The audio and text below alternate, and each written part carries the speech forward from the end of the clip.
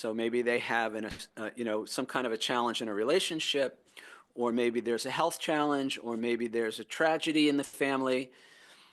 Yes, the soul plans the challenges that we face in our lifetime, but it's not the human consciousness that does that choosing.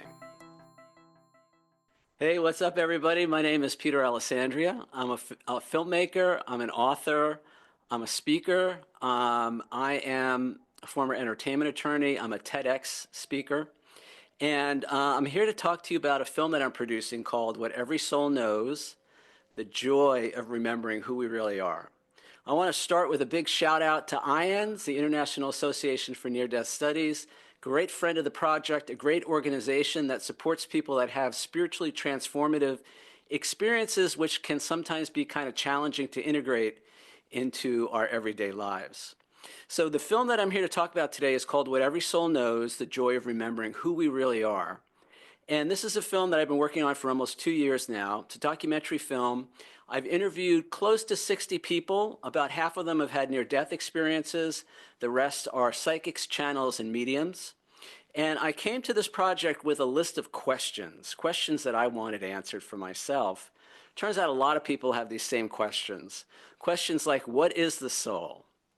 What is karma? Do we have soul groups or soul families that we incarnate with? Is reincarnation a thing? And on and on and on. If you go to the film's website, everysoulknows.com, you can see all 35 of those questions listed out. And so what I did is I interviewed a bunch of people and I got all their answers to these questions. And I've compiled it into a film that hopefully will give people some insight into this question of who are we? Because I think this is the most important question we can ask ourselves is, who are we? What are we doing here? What's going on here? And the basic premise of the film is that we're not who we think we are. We're not these physical bodies that have a limited lifespan, and that when our lifetime is up, who knows what happens. Some people believe nothing happens. Some people talk about heaven. And then this idea that we come back, that we have more than one incarnation. All these are questions that I had, and the film attempts to address those questions.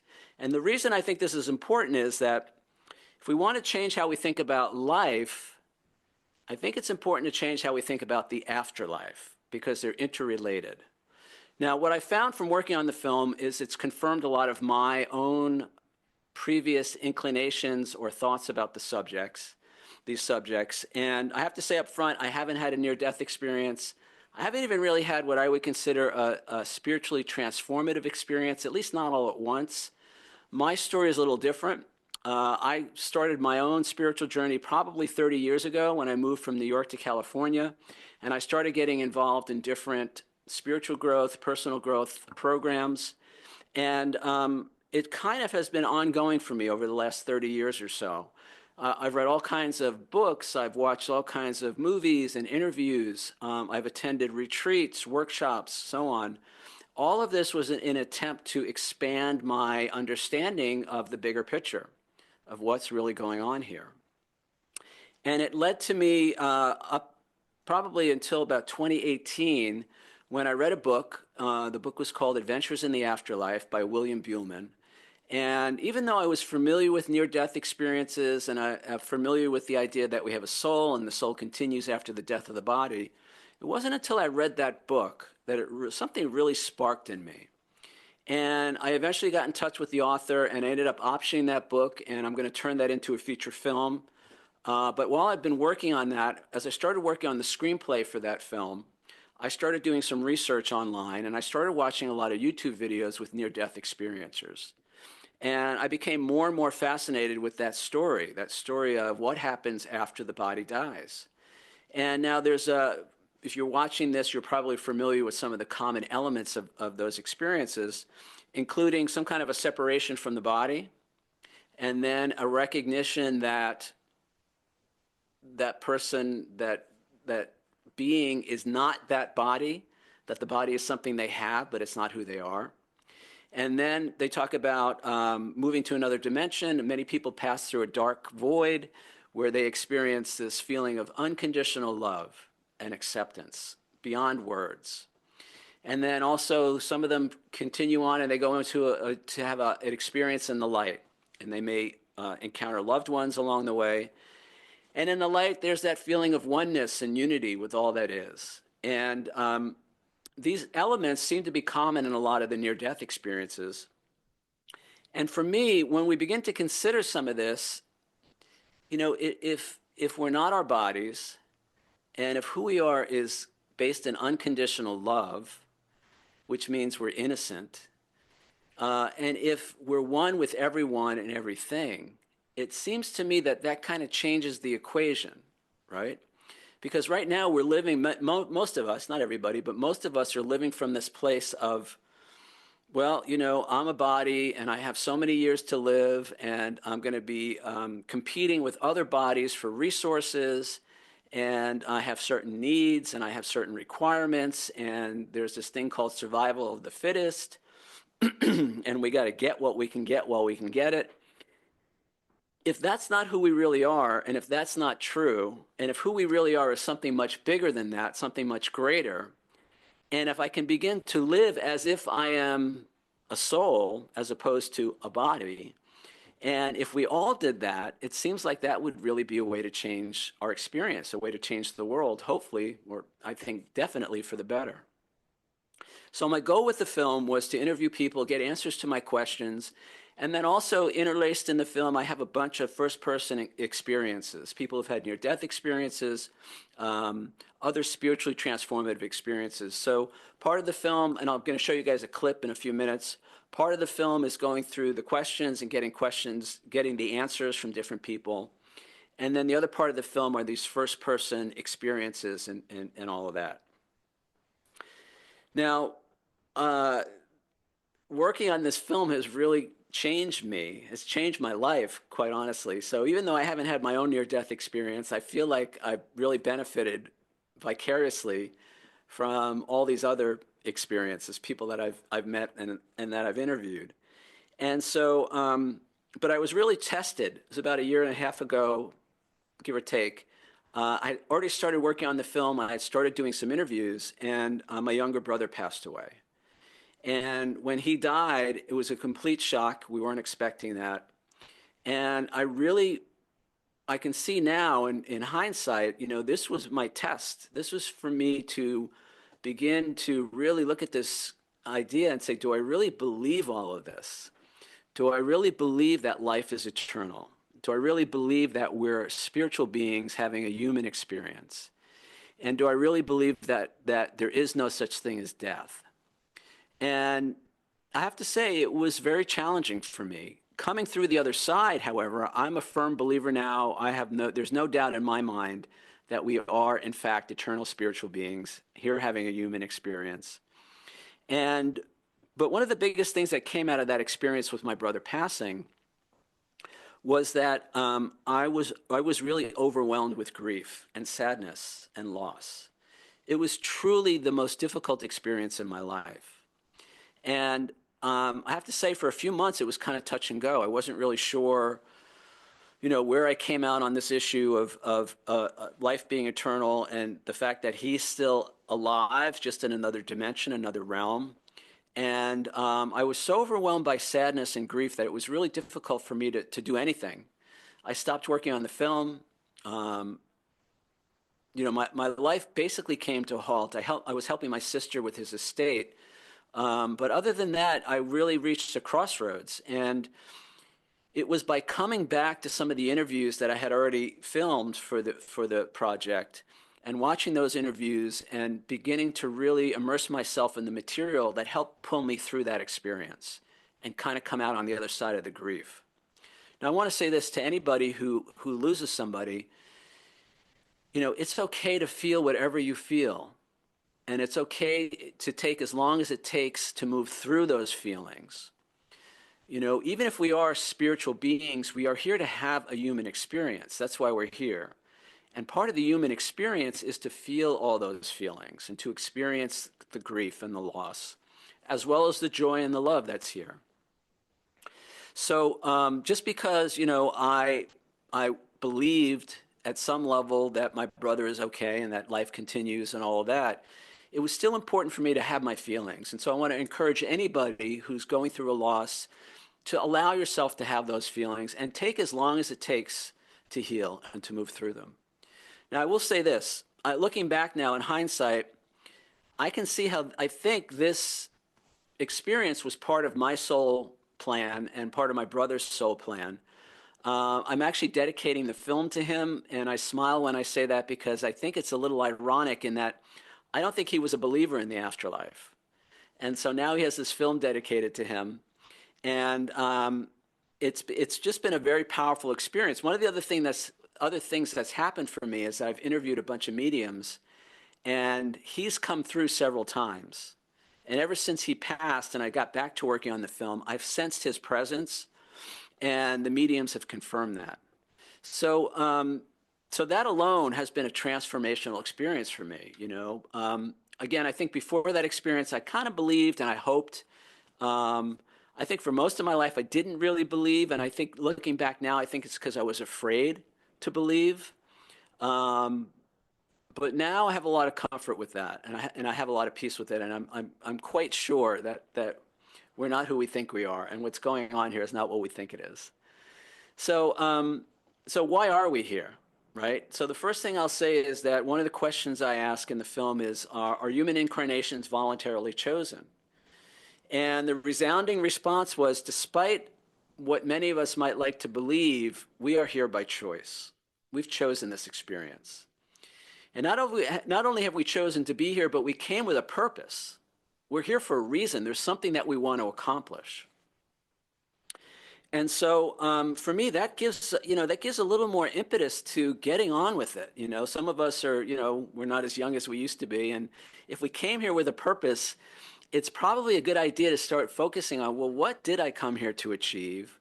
What do I want to contribute to the world? Because the soul's purpose is always for the highest good of everybody, right? We come here to have a positive impact on humanity, on our fellow beings, the people that we interact with. And so there's some positive, affirmative, life-affirming purpose to being here. It's not just about achieving certain things in our career or having certain experiences, you know, hobbies or recreational things. You know, it's really making some kind of a contribution. Now, we're not all here to save the world, although I guess indirectly you could say we are.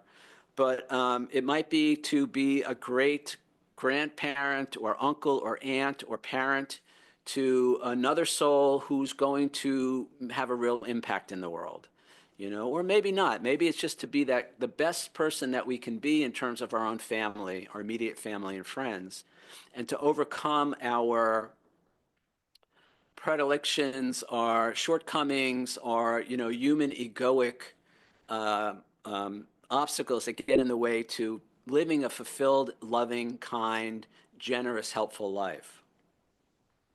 So I think what I'd like to do is show a clip from the film, and then I'll come back and talk a little bit about this in a second. We must be willing to let go of the life we planned so as to have the life that is waiting for us. Joseph Campbell. Does a soul plan its incarnations ahead of time?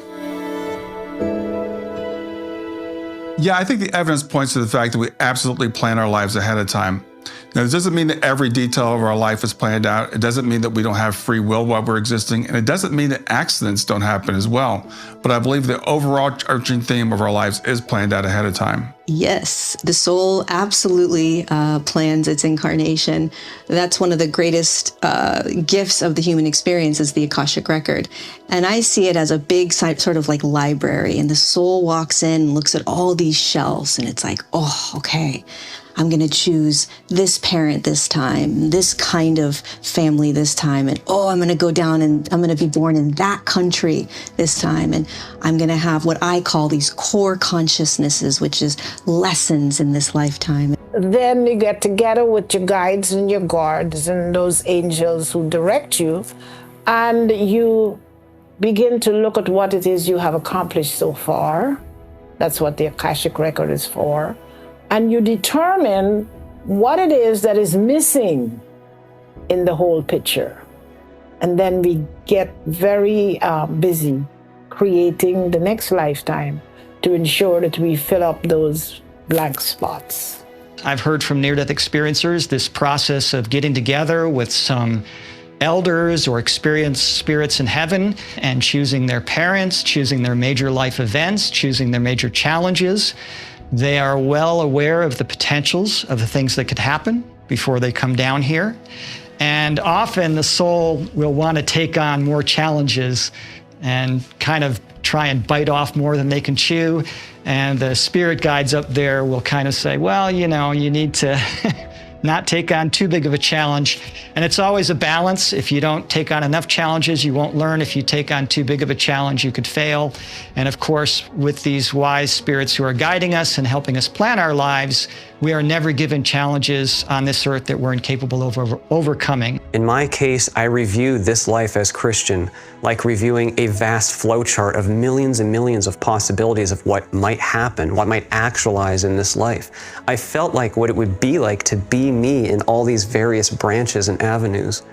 And the thing that decided which avenues would be actualized was free will. My free will choice making, and also the free will of all other participants. Your soul absolutely plans its incarnation out. And in fact, you get a whole team that is there to help you plan.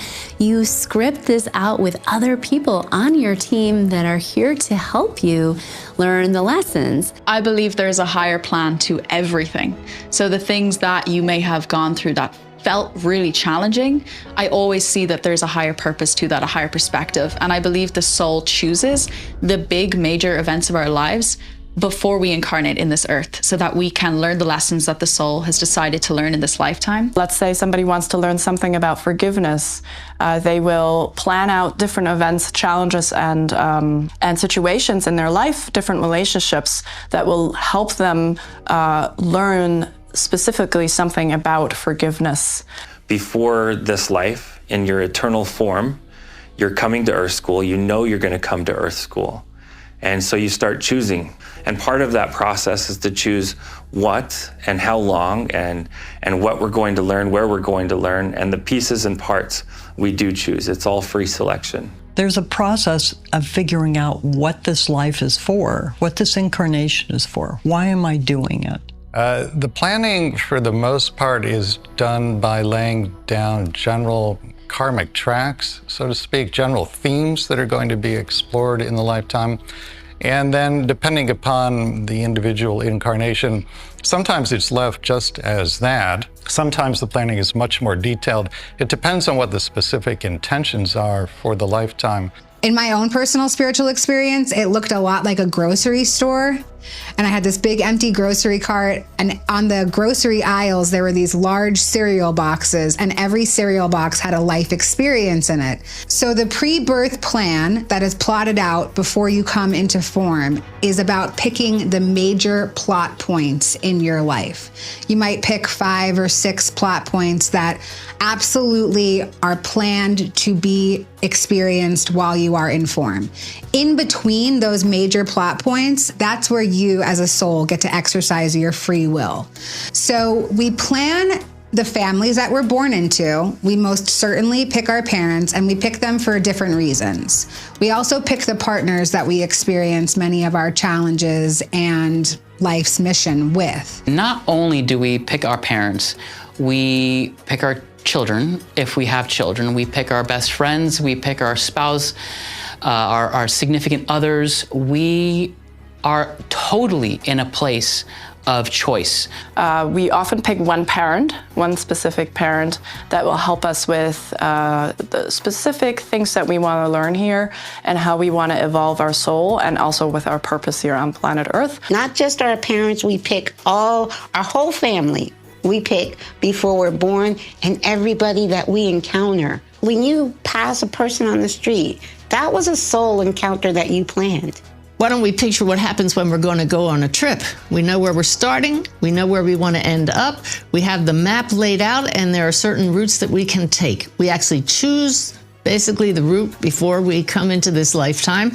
Every once in a while, because of our free will choices, we might get off and wander off the path a little bit, but that's why we have helpers in the spirit world, our guides and our loved ones. on the other side kind of gently nudge us, put thoughts in our heads, hey, you're getting off path here, you want to get back on track. And all of those things factor into how much we grow, how many opportunities we have to be the expression of love in human form, which is the whole reason we're here.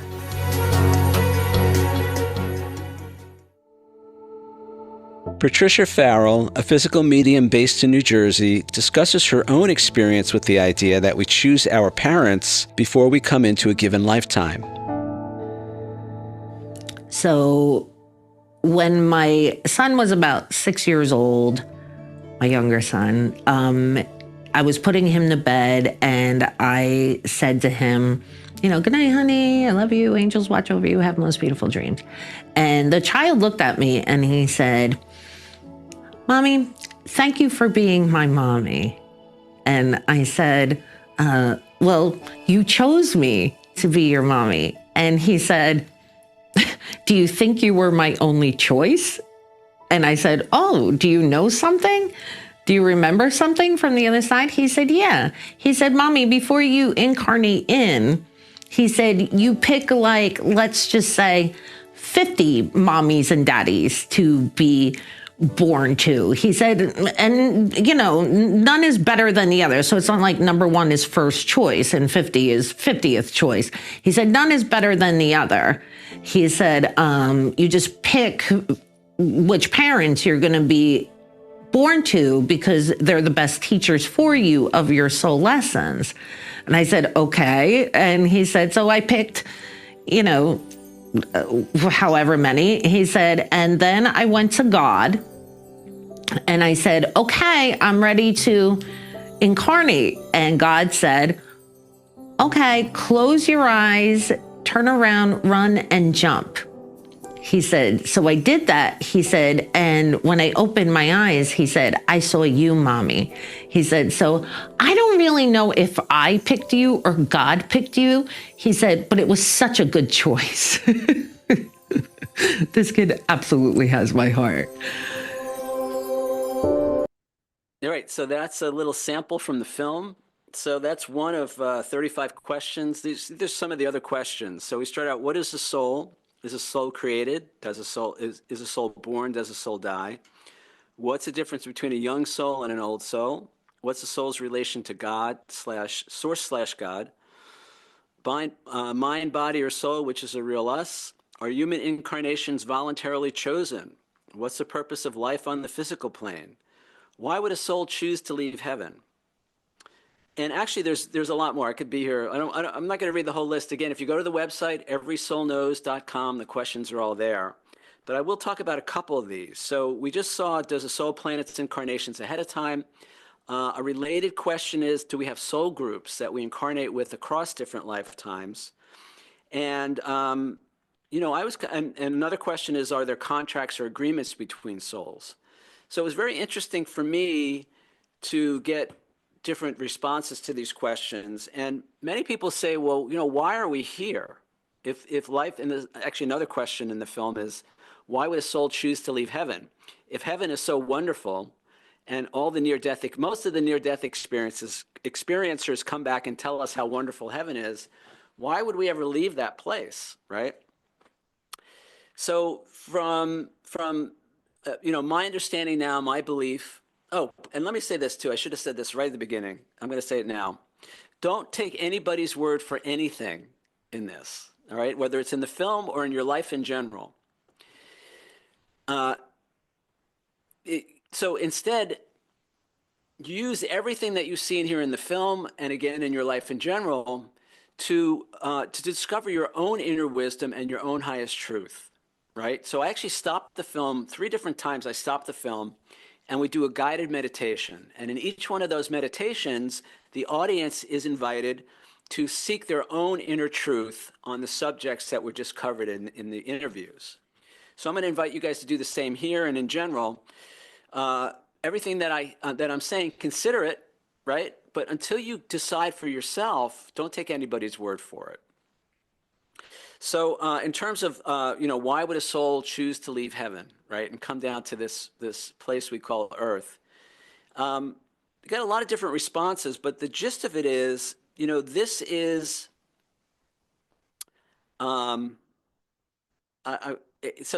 we come here to experience contrast and duality. And in another segment in the interview, in the film, Betty actually says on camera, she says, in heaven, it's all unconditional love. We experience this place of love and peace and bliss. But, eternity is a really long time, guys. And so eventually that might become, boring, mundane, commonplace. So we want to seek out the contrast, and we come to the earth plane, the physical plane, because we have contrast. Now, what's contrast? Some people call it duality. Law of One calls it catalyst. It is the yin and the yang, right? So it's the light and the dark. It's the good and the evil. It's the hot and the cold. And the idea is that without the darkness, we can't know ourselves as light. Now, on the other side, it's all light and love, right? So we have this knowing that that's who and what we really are, but we don't really get to experience it. And so the soul comes into the earth plane. It may not be Earth. It may be any planet, any place in the third dimension, physical plane, to experience itself as one of these things, or as all of these things. And so, we quote unquote leave heaven, although we actually don't. That's another question: is life in the physical plane an illusion or a dream?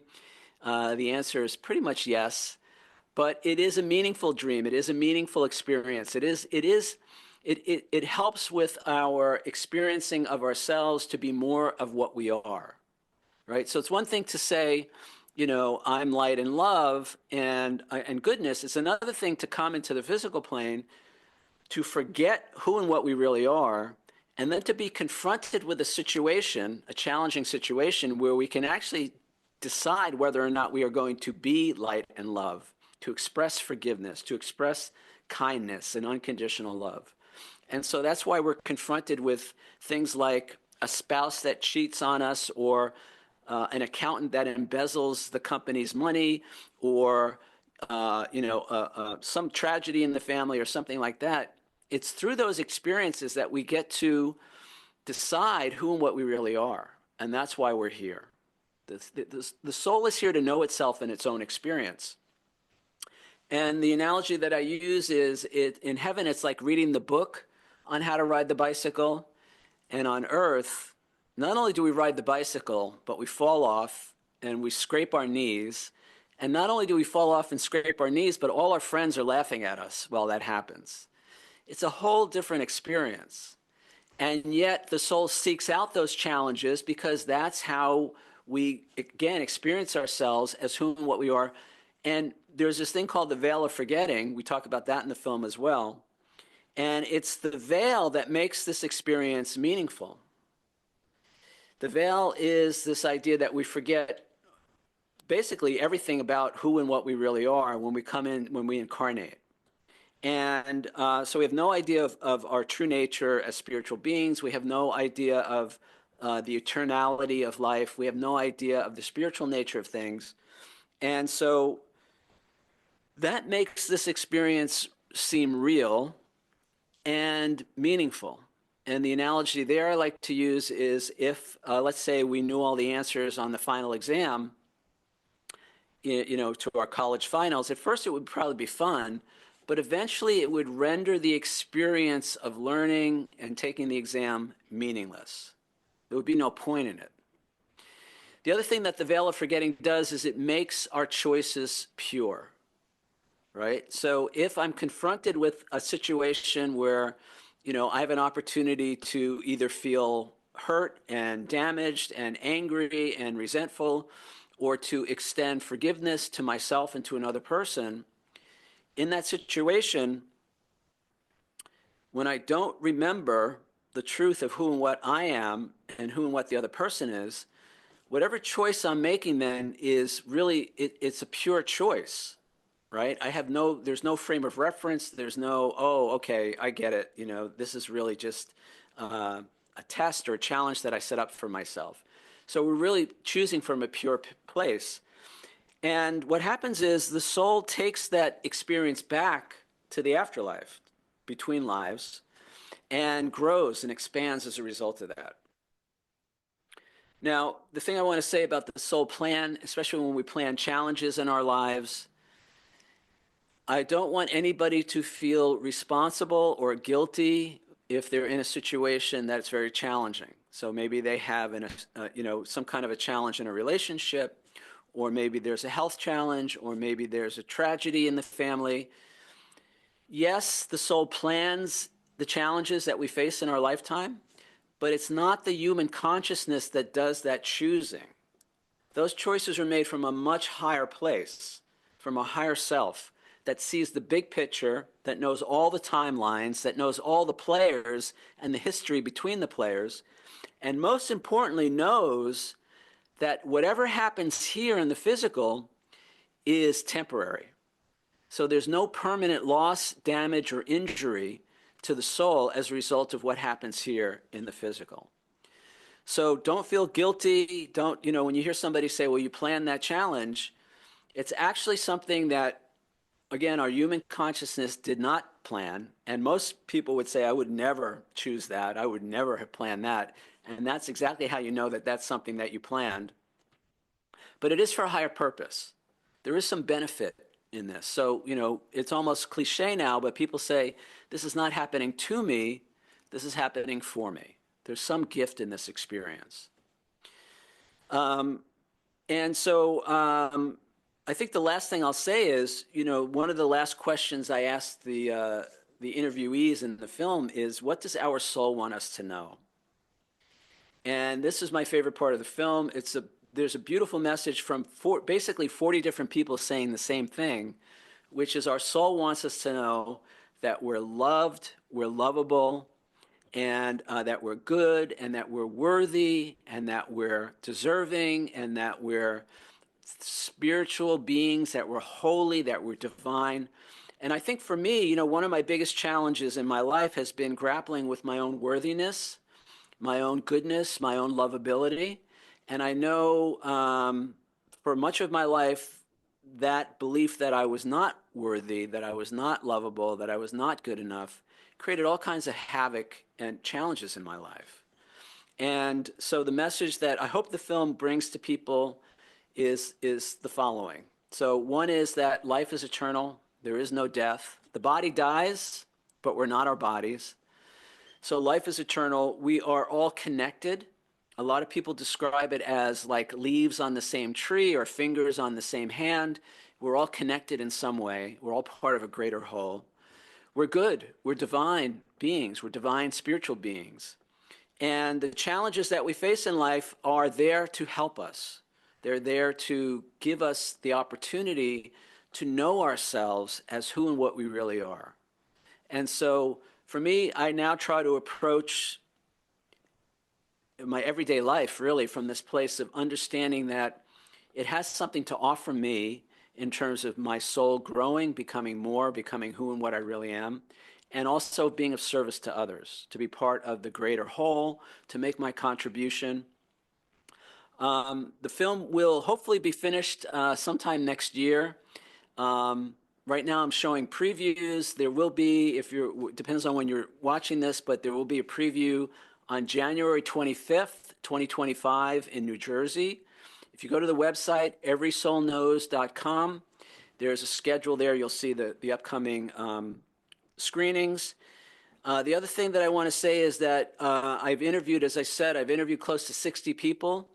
Most of the interviews are currently available for free on the film YouTube channel, which is at What Every Soul Knows, as well as on the film website. You can watch. I was very blessed to have people come from all over the U.S., Canada, and even Europe to participate in the film. And so to honor these people for honoring me, I'm making everybody's full interview available today, right away, for people to watch. And that's been one of the greatest gifts of this experience so far for me, is I wake up in the morning and there are comments in my inbox from people who've watched the videos. and people are loving it. You know, it's becoming a great resource. Some people are binge watching. There's over 50 interviews currently up there, and people are really, really enjoying that. And my goal was to create a resource library. This is for people who maybe never even heard of an NDE, or don't know what the life review is, or, you know, don't understand soul groups. So that information is available right now for free. You can go anytime and watch those interviews, and then eventually the film will be widely available, certainly by this time next year, but hopefully much sooner than that. And it will be on the streaming services and all that. So the best thing to do is go to the website. You can sign up on the mailing list. I do a monthly email list to update people on the status of the project. And there's also one other website I want to call your attention to. It's a nonprofit website that I set up as part of this, and it contains 7 of the core messages from the film. That website is itstimetoremember.org. And as I said, it's a nonprofit, and it lays out the core concepts from the film. And I'm not soliciting, there's no donations, there's no subscriptions, don't want any money from you or anything like that. The only thing I ask is that if you resonate with those core messages, find a way to share them. You can cut and paste from the website itself. You can share the URL on your social media. And my dream is to one day be driving down a highway someplace in the middle of nowhere and see a big billboard with those core messages from the film up there. So I want to thank everybody at IANDS for their wonderful support with the film, all the wonderful people I've met as a result of working on this project. And thank you for the opportunity to be here today and to share a little bit about this, what I hope is a really powerful, transformative film for people all over the world.